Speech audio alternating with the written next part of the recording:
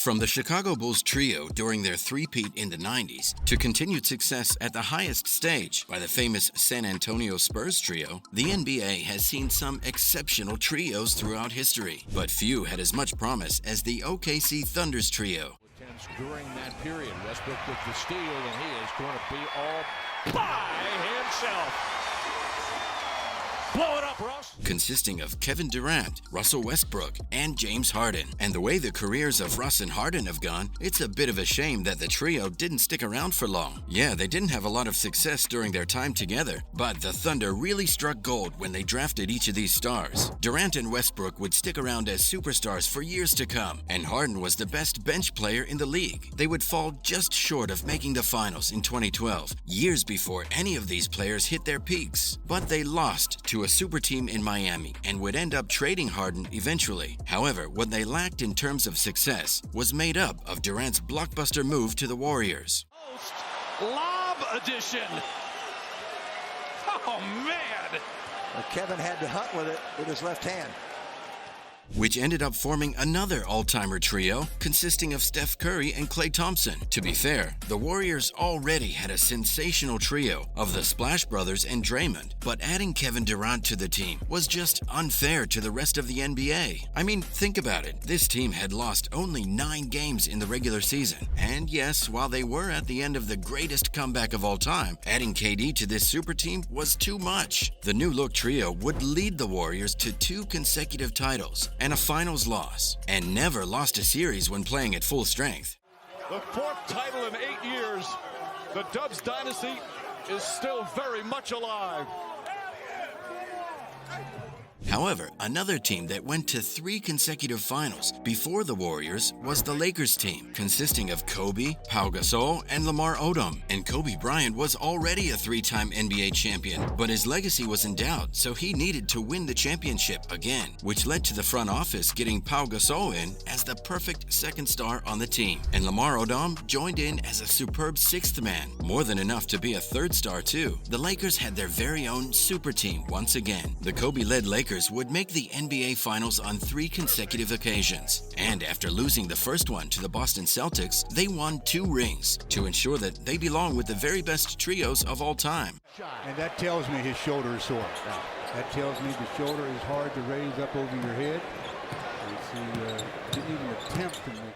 But the Celtics trio of the 80s is probably a tad bit better than this Lakers trio. I'm talking about the trio of Larry Bird, Kevin McHale, and Robert Parrish, which dominated the Eastern Conference like it was a walk in the park. They had the strongest team in the division already, but it wasn't helped when the Celtics added Parrish and McHale. At their peak, this trio was absolutely unstoppable. McHale and Parrish would provide the toughness in the paint that the Celtics initially lacked. And with the greatest trash talker of all time leading the line, the Celtics really couldn't do much wrong. They were always viewed as a contender to win it all, and they would come good on the promise too, by winning the NBA championship on 3 different occasions and making 5 finals in the 80s. If not for the golden age of the Lakers, the Boston side would have won so much more, which is why the Lakers trio of the 80s trumps them. Worthy back to Magic, 3-point line. Into Kareem, swing left, shoot right. 18-footer, he's good. He has just broken Jerry West all-time scoring record for playoffs. Yep, the Lakers featuring Magic Johnson, Kareem Abdul-Jabbar, and James Worthy. And boy, were they good. I mean, think about it. Kareem and Magic are sure shots to be on a Mount Rushmore of the NBA if it's ever created. And that just goes to show the kind of star power the Lakers had in that Showtime Lakers team. They were already winning and dominating the NBA in the early 80s. But then James Worthy joined them to create a monster team to rival the Celtics of the 80s. The Lakers of the 80s would win 5 titles, and with Worthy on the side, the trio would win 3 of those. While making 6 finals together, they came out one better than the Celtics' tremendous trio. But talking about all-time great teams, Rebound to LeBron James. Here he comes, hitting ahead for Wade. There he goes. Oh! The house of highlights. You think these guys... How about the one formed in Miami in the early 2010s? LeBron James, Chris Bosh, and Dwayne Wade. Elite, elite, elite. The only knock on that team remains the fact that they didn't win 5 or 6 rings as they should have. But making the NBA Finals on all 4 occasions is definitely worth something. Not to mention, they could have easily done the three-peat if not for injuries in their 4th year. However, they would win back-to-back titles, and every team in the league feared playing them. Still, though, with that 4th trip to the Finals, the Heat would become one of the only 4 teams to make the Finals on 4 consecutive occasions. But not every team can win 3 rings on the trot, you know. In game 3, Jordan for 3. Got it.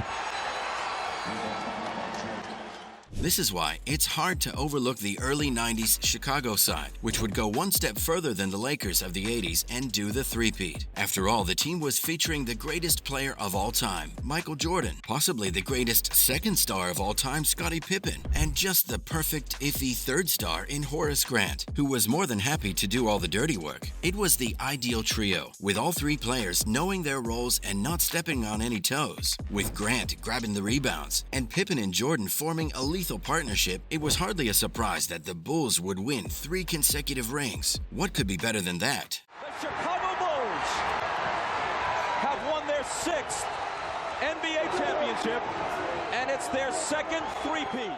Well, how about a trio that has stuck around for 4 rings? Yep, I'm talking about the Golden State Warriors trio of Steph, Clay, and Draymond. They've been the backbone of their success over the last decade or so. Due to their longevity, they deserve to be ahead of most of the other trios. And the fact that they've been so successful together, too. Not to mention, they've actually played in 6 finals together, too, losing on 2 occasions. But winning on 4 puts them in the top 3 of the greatest NBA trios of all time. And going one better is the second three-peating trio of the Bulls of the late 90s. Why are they better? Well, it's simple. Together, Scottie and Michael won 6 rings, which is insane to even think about it. And when they replaced Horace Grant with Dennis Rodman, they added someone who would go on to win 5 rings in his career. And with MJ on their team, I'd say they're definitely a better team than the Golden State Warriors. After all, doing the three-peat isn't a joke, and MJ and company managed it on 2 different occasions. It's bonkers. But they're still not the best trio of all time, as the Spurs trio of Tim Duncan, Tony Parker, and Manu Ginobili's longevity edges the Bulls trio, and their success too. After all, they would win 4 NBA championships with this core, a decade apart. The Warriors' latest ring in 2022 puts them in contention, and if they can make another final with the same core, I think they'll probably edge ahead of both of these trios to first place. For now though, they're tied with the Spurs side that won 4 rings. Not to mention, Tim Duncan had already won a ring with David Robinson before Parker and Ginobili joined the party. So Tim Duncan and the Spurs, being the underlying denominator, just about kicks this trio up the list at number 1. After all, winning 3 rings is great, but having the same core win 4 rings over a decade-long period is special too. That's all I had on the greatest NBA trios of all time.